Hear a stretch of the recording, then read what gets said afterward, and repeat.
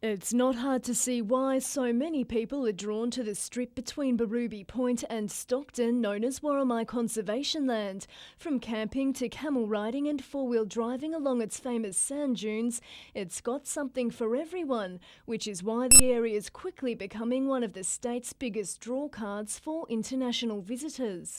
It's now one of the big three. There's huge numbers of people coming from overseas to visit the Bight. They can also swim, look at the dolphins in Port Stephens, go to a winery, so we're a major part of the Sydney tourism market. From next week, National Parks and Wildlife will begin to create a 20-year plan of management for the land to ensure sustainable recreational use can continue while protecting its Aboriginal cultural value. There's been a concern in the community that some of the activity on the Bight's been out of control, hasn't really been managed for a long period of time. For the past 6 months, the University of Newcastle has been gathering data about how many people visit the area each year. Early indications show that around 200,000 are coming with commercial tourism operators alone. The plan is expected to take around 2 years to complete. Madeline Bond, NBN News.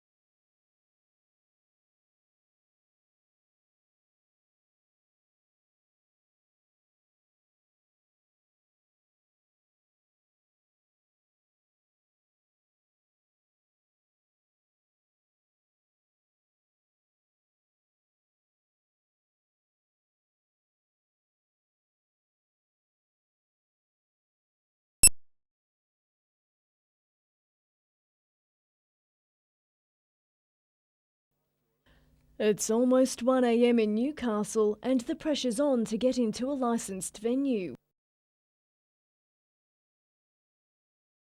It's the first Saturday night the new curfew has come into force, and it's not proving too popular. Disgusting. Disgusting. We've run all this way from King Street. They're not letting us in. Where are we supposed to go after 1 a.m? We're just supposed to wander the streets? And wander the streets or slump in the gutter they did. Many left town on late-night buses. Others faced a frustrating wait for taxis. We need to get home. Seriously. We can't get home without cabs. At 3 a.m, when venues were forced to close, hundreds found themselves on the street. But half an hour later, the city was deserted. It's come at a cost though. Hospitality jobs have already been lost. I've actually lost a couple of friends already who can't actually keep their jobs here because there's just no work. Not to mention the thousands of dollars hoteliers are missing out on. Police say they're happy with the result. Quite positive. Certainly the 1 a.m. lockout restricted movement between the locations. The curfew and early closure certainly didn't solve all of the city's problems. It didn't stop binge drinking, and there were still several people charged with offensive behaviour and assault. Madeline Bond, NBN News.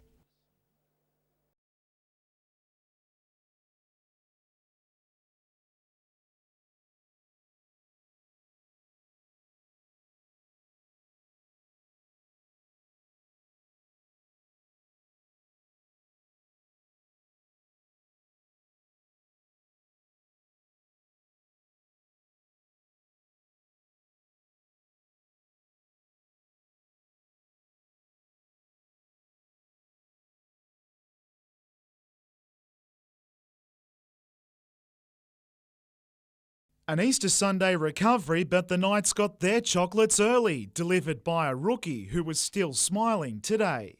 Probably the best moment in my rugby league career so far. I just called for it off Bedsy when we got in the right position and yeah, it just all happened.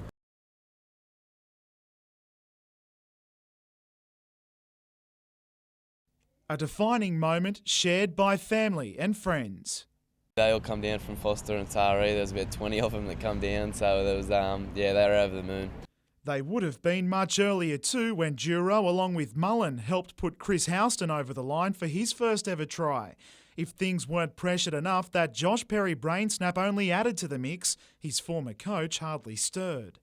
I didn't really notice him too much tonight, to be honest. But no one missed this by Richie Faoso. Kurt Gidley forced the game into extra time. The rest was left up to the young number 7, who gave Newcastle its second consecutive win and healed some personal war wounds in the process.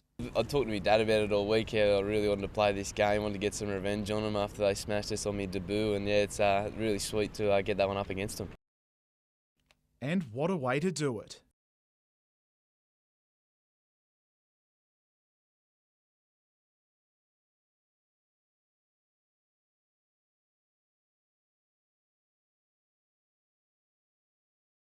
Antekovic, of course. That's Adam Griffith, Jade North.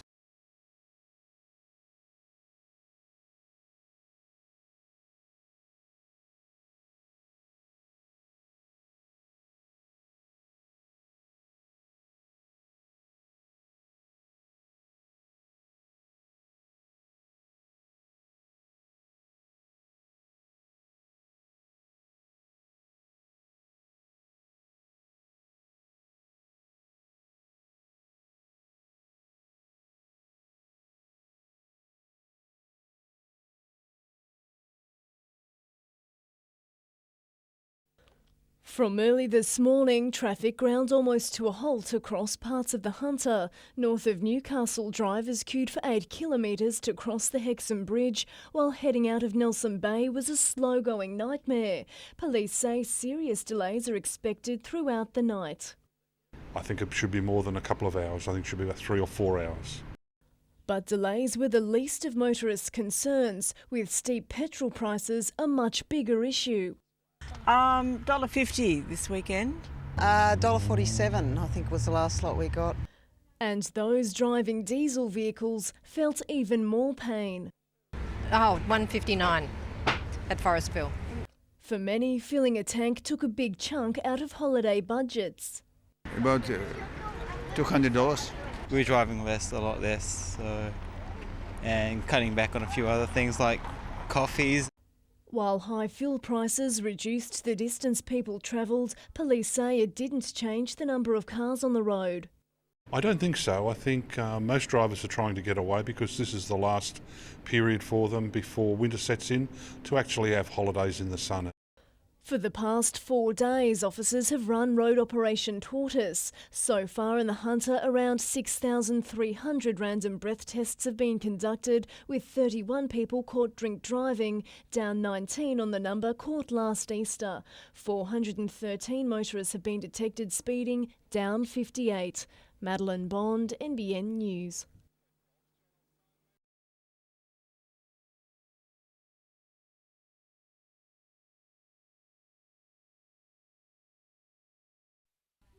After a decade of severe drought, a bumper Easter long weekend came as a welcome relief to vignerons. Our cellar door has been very active, very busy. People not only enjoying the wine but also taking some away as well. And our restaurant has been very, very busy as well. Rather than head to the coast to lap up non-existent sunshine, the hordes opted to go inland. It's not quite warm enough to go to the beach, but it's just right to come to the Hunter Valley. The crowds in Port Stephens may have been down on previous years, but according to the Tourist Information Centre, Easter weekend accommodations still booked out early. Caravan parks and camping grounds were most popular, with fuel prices and interest rate hikes biting into holiday budgets. The saving grace for operators on the coast after a wet summer may still be the splitting of Easter and school holidays. I think that's the case, is that you get perhaps more couples coming this weekend, and then of course on the school holidays there'll be families arriving. Yep. So we're hoping that we're getting 2 bites of the cherry. Lucy Wilson, NBN News.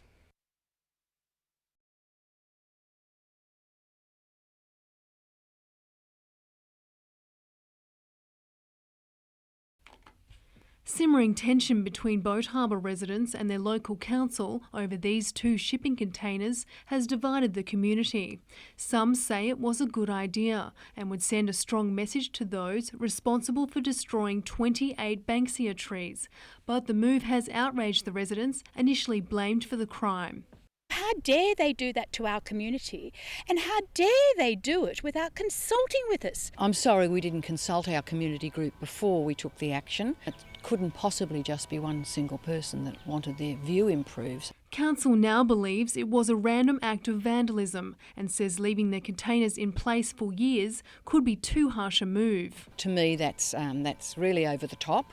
I think we've sent out a very strong message to the community that we're not going to tolerate this sort of tree vandalism. Council are recommending a review of the situation at their next meeting. I think we've done what was needed, and I think it's time to take those containers away. Lucy Wilson, NBN News.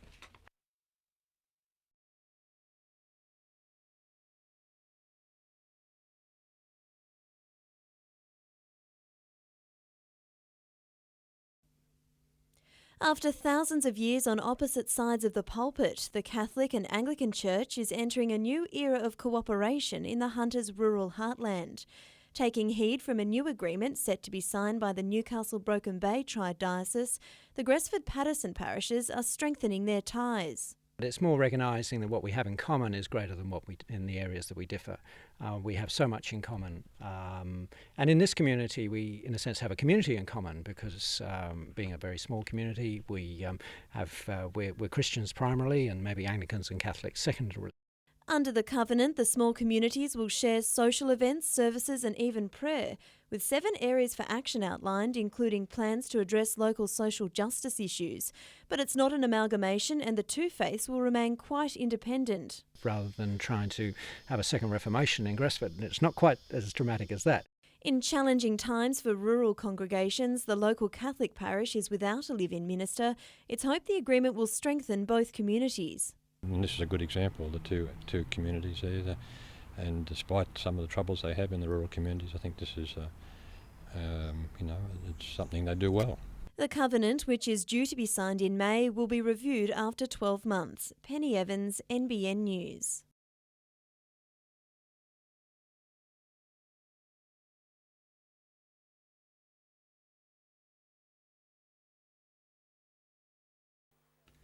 Tagged as race favourite, Richard Hankin carried a weight of expectation with him to stall, and he lived up to that reputation, easily winning his heat to claim a spot in the final. The Hunters' Thomas Scott was eliminated in the following race, but Newcastle-based runner Keith Sheehy stepped up to earn his place in the big race as well. By the time the big one rolled around, Sam Jameson had assumed favouritism from Hankin, but the Newcastle sprinter gave it everything in the final.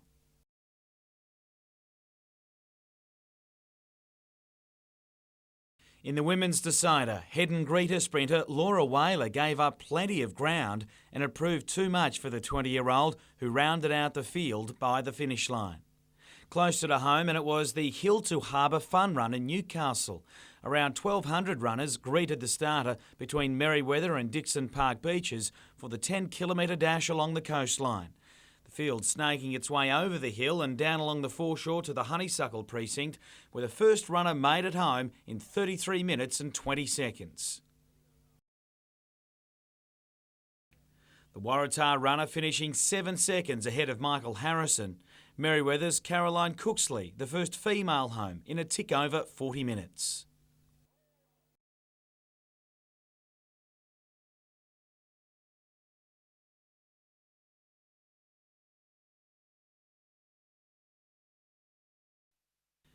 There's a real buzz around the Knights camp at the moment. 2 wins from as many starts is a fair way to begin the season, but it's about looking ahead, not behind. Brian didn't sort of go into the win too much. He just straight away turned our focus to Para Friday night, and that's our main job. Chris Houston was a happy man at the club's match review session this afternoon, getting to savour his first NRL try all over again. I don't really remember it. The good things always happen pretty quick. It's the grinding things that you sort of remember, but I watched it on video today and looked all right. It was pretty easy, only 10 out, but it was good to get over.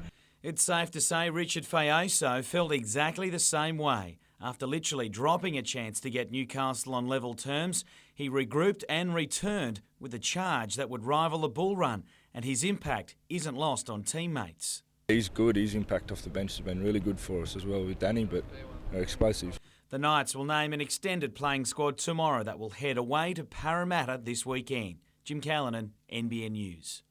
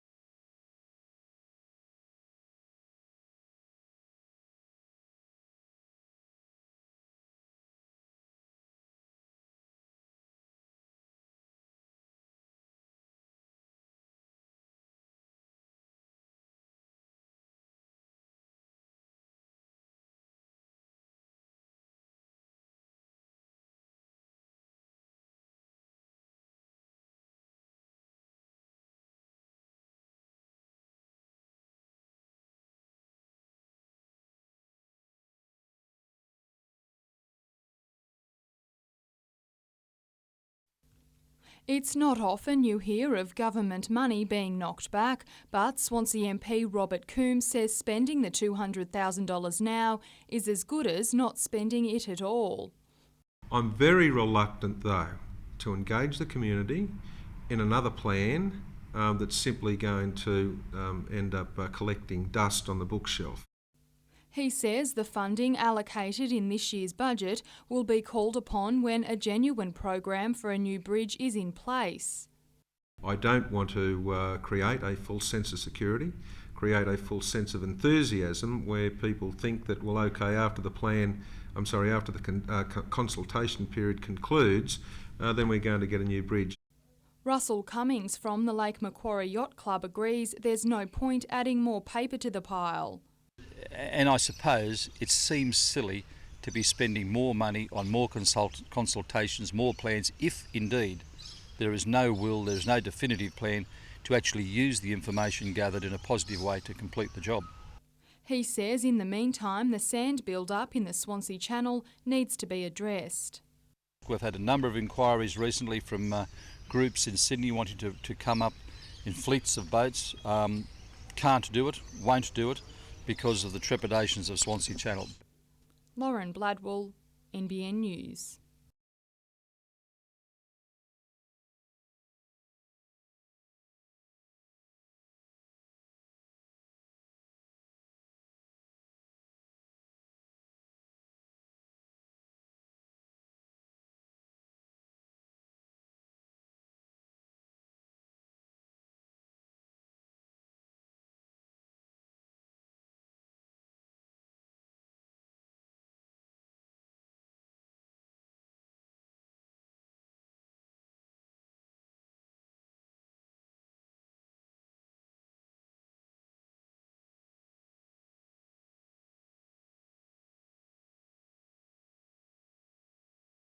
Arrowfield's Redout's Choice can't put a hoof wrong at the moment, with his progeny taking top dollar at the Gold Coast.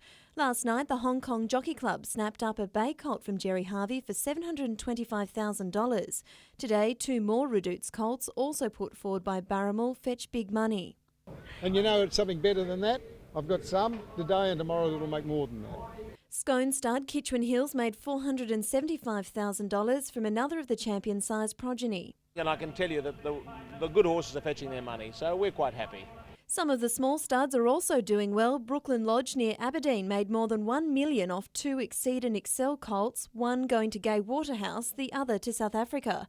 With a clearance rate hovering around 80% and huge international interest, it seems the equine influenza crisis that delayed the traditional summer sales to Easter is already history. A couple of horses on Thursday that could set new Australian or new Magic Million records. A couple of colts that could make a $2 million plus. Meanwhile, all the talk is on Bob Ingham's sale of his racing empire, including the Jerry's Plain stud Woodlands to the world's largest thoroughbred operation, Darley, for $500 million. I think it franks the concept that Australia is now a major player in the international thoroughbred scene. And I think it's going to bring the eyes of other thoroughbred investors from around the world onto Australia. Penny Evans, NBN News.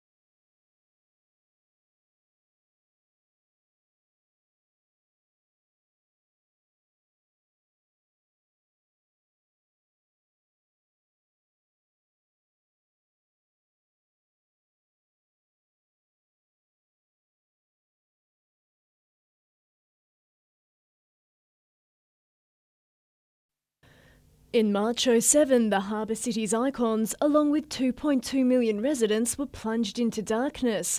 But it wasn't a widespread power outage. The mass switching off of lights was quite deliberate. This year, the event known as Earth Hour is being expanded across the globe. At 8 o'clock on Saturday night, we're not only being asked to turn off our lights, but also electrical appliances as part of a global movement against climate change. All of those things that just are there chewing up electricity all of the time. Even unplugging small things like laptop chargers, which use 50 watts an hour, can make a difference, and not only to the amount of electricity consumed. That's costing you 1.2 cents. Then there's the big items like televisions, dishwashers, washing machines, fridges and even lights. Once they're on, it's easy to see how those electricity bills can climb. That's 76 cents an hour. And that might not sound much, but there's 8,860 hours in a year. You're talking lots and lots of money if you had all these appliances running. Not to mention the amount of carbon being emitted. Madeline Bond, NBN News.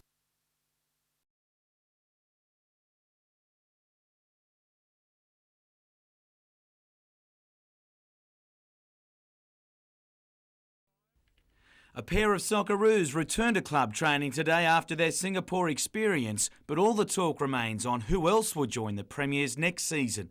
Coach Gary Van Egmond is hopeful his pending trip to Italy will answer some of those questions, with defender Adrian Madashi on the list. He's quite keen to come back to Australia, so we'll just have to play it by ear, and hopefully when myself and Mark go over to Italy we can sort things out. One thing is for sure, the coach wants the majority of his team finalised by May 26 when their pre-season begins. The jury's still out if Ruben Zadkovic will be there. Despite the club announcing he's agreed to terms with the club, the Sydney FC player could yet be poached by an English side. Sort of had a good talk to his manager, and he's sort of given us a reasonable assurance that if he comes back to Australia, he'll look to sign with us. Meanwhile, the club is also in dispute with youngster Troy Hearfield, who's seeking a transfer to join Wellington. He didn't attend today's training session.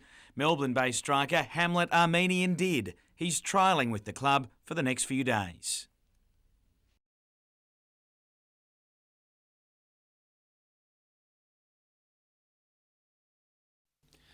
While his teammates would have welcomed today's news that Tim Smith was once again in the top squad, they know he can't do everything. Well beaten by the Warriors at the weekend, the Eels now face a quick turnaround before meeting a Newcastle team which sits 2 from 2. We've got to fix up a few things. Completion's one.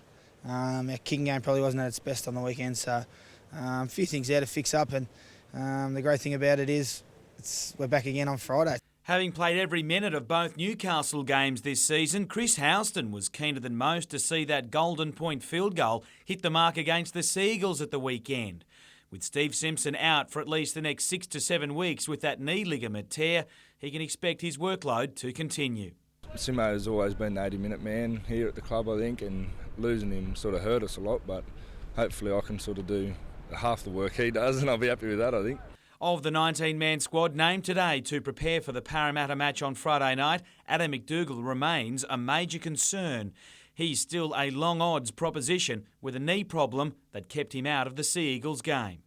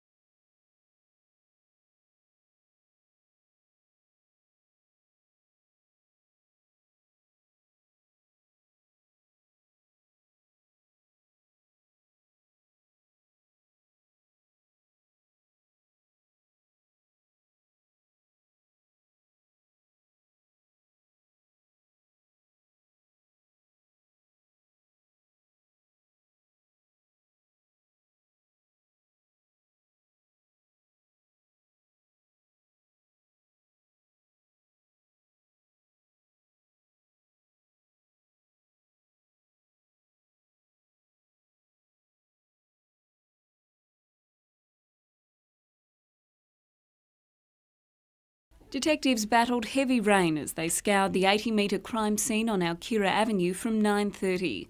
To preserve evidence, a canvas tent was erected where the Cessnock man had collapsed.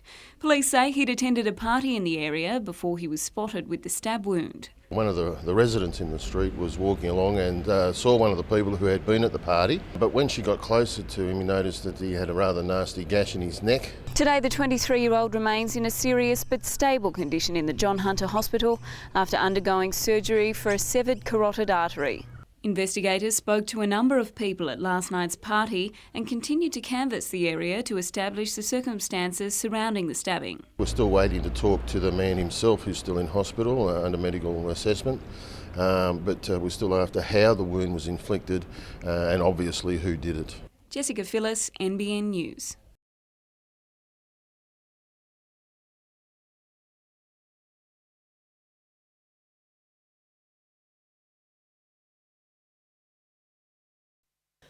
Speeding drivers are making an already hazardous job downright dangerous. The Australian Workers' Union today recorded between 60 and 70% of motorists speeding through work zones along the Pacific Highway.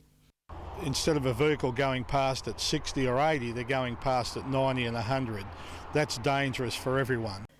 The Abbey Group contractors are upgrading 35 kilometres of the highway between Tea Gardens and Bulahdelah to dual carriageway to improve safety for drivers. And it's an irony that, you know, whilst the guys are working there and the girls are working on the roads to try and achieve that, they're putting their own safety at risk. Truck drivers have been some of the worst offenders and today didn't react well when union officers forced them to keep to the speed limit. We heard the comments that those truck drivers were making. Can't repeat them now, but they were, tailgating and they were very unhappy. Police are supposed to enforce the variable speed zones. They haven't got the resources to be here all day, every day. The union will now call on the state government to give the RTA and major contractors the power to set up their own speed cameras. Madeline Bond, NBN News.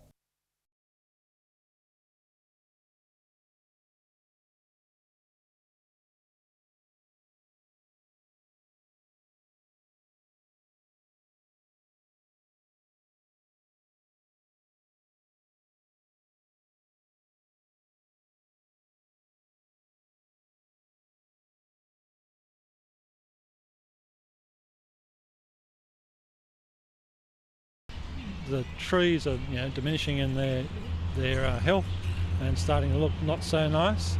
There's safety issues about walking through the park with feces and urine falling from the sky.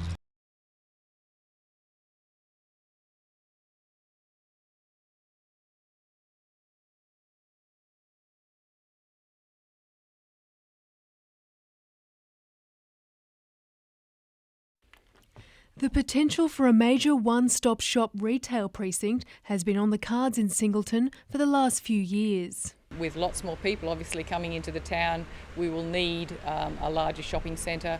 It's hoped construction will begin as soon as possible, but it'll still be a few years before the southern end of the CBD becomes 25,000 square metres of retail space, comprising 70 specialty shops and over 900 car parking spaces. And one of the things that I believe certainly this development will address is the leakage of business out of town, to places like Green Hills and Rutherford.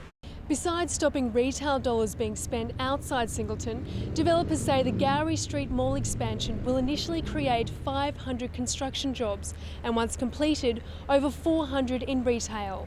But with everyone's eyes on big developments such as this, there are concerns for small businesses. There is a feeling that perhaps it may be a bit harder for them to go and recruit staff into the future. Lucy Wilson, NBN News.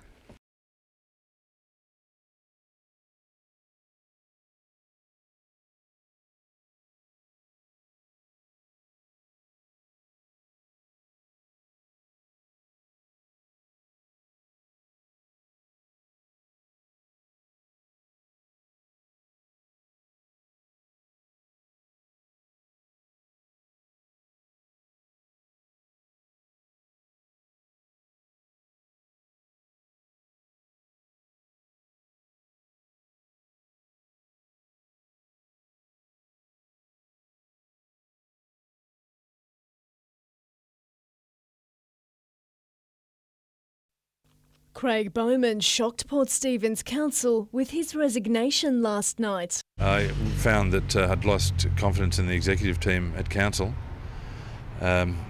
which is a pity, but I think I can do more to help that situation from outside rather than from within council.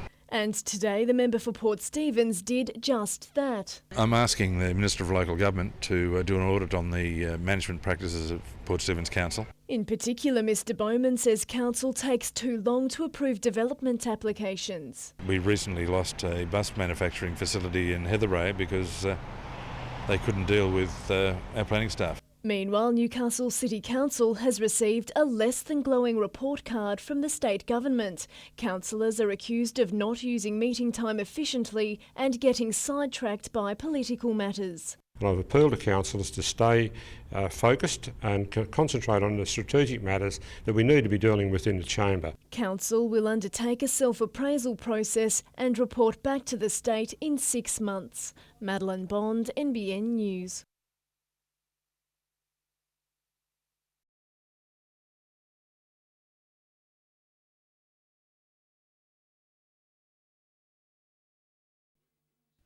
Named in the Knights' starting 13, Santa Wes Nguama didn't train today, excused from the session and perhaps Friday night's game.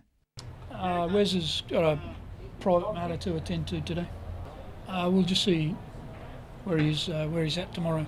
Adam McDougall's odds of playing the Eels get shorter by the day, still toiling with a knee injury which could leave some big shoes to fill.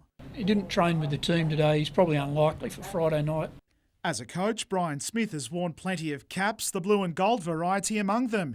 In being diplomatic, he says returning to Parramatta is always special, while Richie Faoso and Zeb Taylor head back to their old stomping ground too. Just go out there and just play my own game. I'm not out there to smash anyone, like they're all good mates down there, so... He's also promising not to do them any favours. Adam McIlrick, NBN News.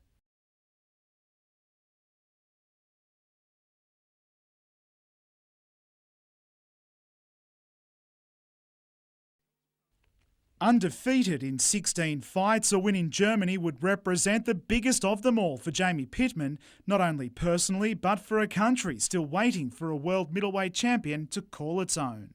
Tony Mundine in the past has tried, Dave Sands and Les Darcy's tried in the past. They made our country proud and I want to go over there and do one better and bring it home. The 26-year-old has punished himself at training during this world title campaign, handpicked by the Sturm camp, which is banking on the belt staying in Germany. The Europeans have got me at $6 or something like that, and he's at $1.10. So I'm a big underdog, and there's no pressure on me. So and that's what's probably made me train even harder. The pair will fight in Dusseldorf on April 5.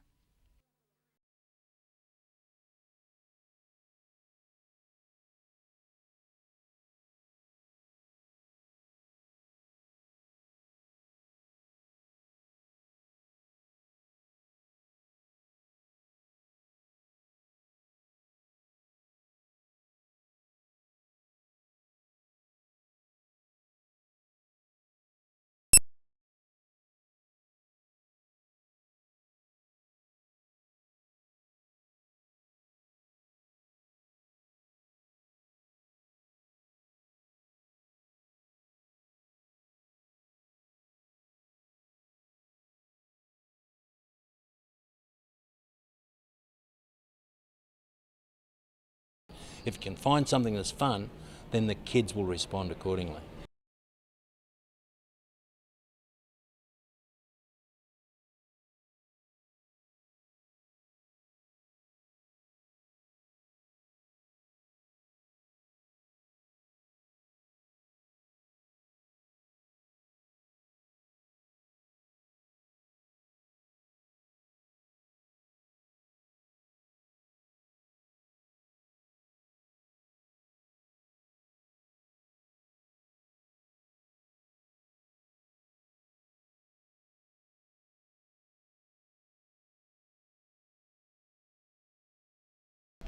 Well, I guess the plan is to turn all the lights off and hopefully there's nothing good.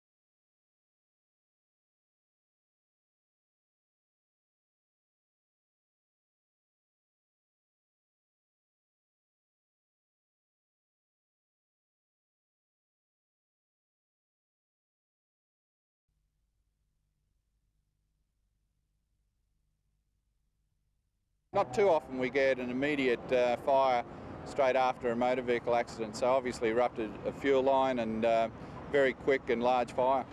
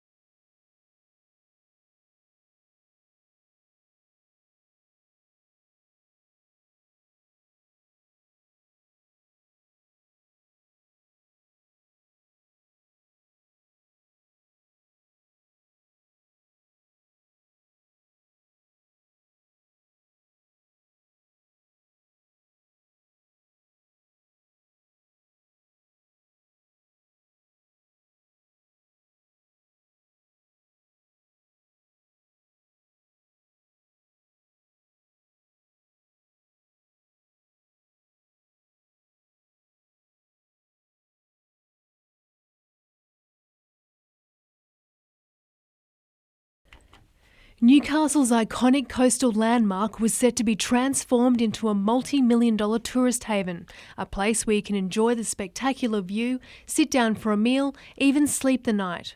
But much to developer Neil Slater's disappointment, it will probably stay as is, sealed off and isolated. I'm very disappointed that we're at this point because this has been 7 years. It has council approval, it has state government approval, and it has significant support within the community. So we've got a fight on our hands. Conservationist Doug Lithgow says he's not surprised because he claims the plans don't meet the redevelopment requirements set by the Newcastle Ports Corporation. I don't think he can say anything else but no to it as it affects the lighthouse. Mr Garrett did put the time in to have a look at the site a few weeks ago. He certainly didn't meet with anyone. He didn't speak to any local residents or community groups. In the media release, Mr Garrett says, "I will carefully consider all comments received before deciding whether to proceed with my decision to refuse this particular development proposal." The public has 10 business days to comment. Lucy Wilson, NBN News.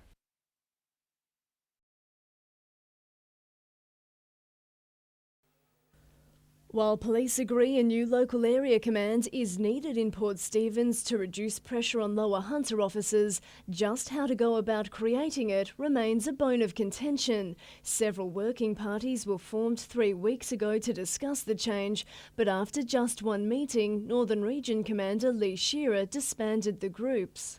We need to keep working together as a team to see if we can get this up and running. Last night, union members met to demand the parties be reformed to discuss logistics and ensure the new commands are workable. According to the Police Association, if Newcastle and Waratah are combined, a crime management unit and 3 duty officers will go from the area. You lose that kind of senior supervision and that can translate to problems in terms of service delivery and support for operational police. Newcastle Local Area Commander Charles Haggart could soon be the only superintendent in the region. Moved from his post as Lower Hunter's Local Area Commander to work on an unspecified special project and the transfer of Waratah's Dave Swilks. That leaves 2 out of the 3 not represented at that level, which is a concern. Madeline Bond, NBN News.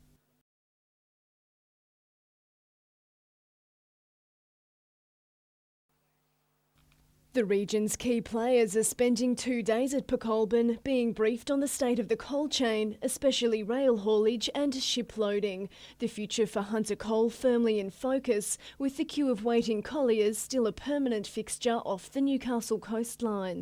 The New South Wales Government and the New South Wales industry are very focused on being able to maximise our ability to maximise our exports and reduce economic loss. Former Premier Nick Greiner is working on a solution after the ACCC put the industry on notice that this year may be the last time it allows shiploading capacity to be rationed.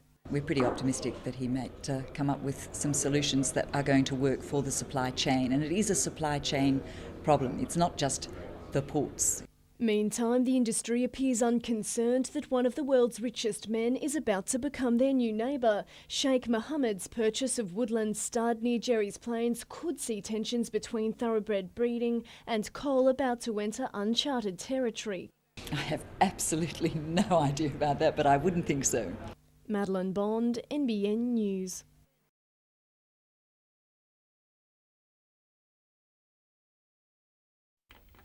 Measuring, cutting and sewing a perfectly fitted suit is a difficult task, but it's one the Rundle family has mastered since 1908.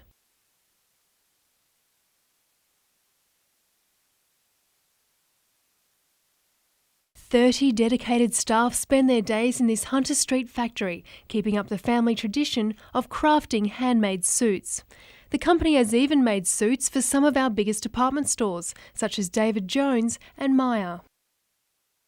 The business went to new heights in the early 1900s when it began using the original sewing machines, technology that was frowned upon back in the day. And there was more disapproval to come. Well, we've been shut down by the banks twice, but we bounced back again. So it's a credit to our staff, our supporters and our customers that have helped us get through. The next tailor in line is Peter's son Andrew, who's very business-minded and sticking to his family's motto. You'll always have a customer for good quality. Lucy Wilson, NBN News.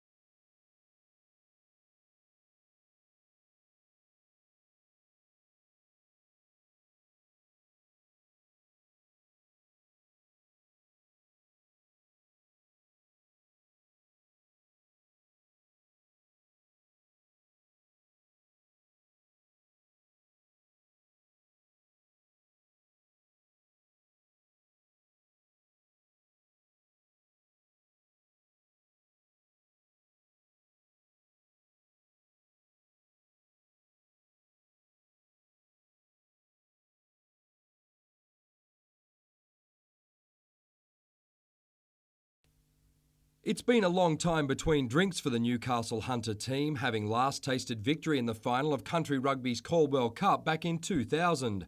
But after pulling off a huge upset to knock out three-time defending champions the Central Coast, the side is quietly confident of breaking its drought. They were considered to be the nominal favourites for the comp, and we had a very good win, 30-19 at the Gardens, and certainly our second half was excellent. Their opponents from Illawarra are chasing their first title since 2004, and after beating Newcastle Hunter by 6 earlier this month, they'll start as favourites. It was a very tough game. Probably the result was right in doubt till the last 2 minutes. Coach Alan Barker says playing at the Sydney Football Stadium will be all the motivation his players need. Geez, it's an opportunity that not many local players get to do, and I think that in itself is just a big experience for the guys, if nothing else. Kick-off is at 4:30. Mitchell Hughes, NBN News.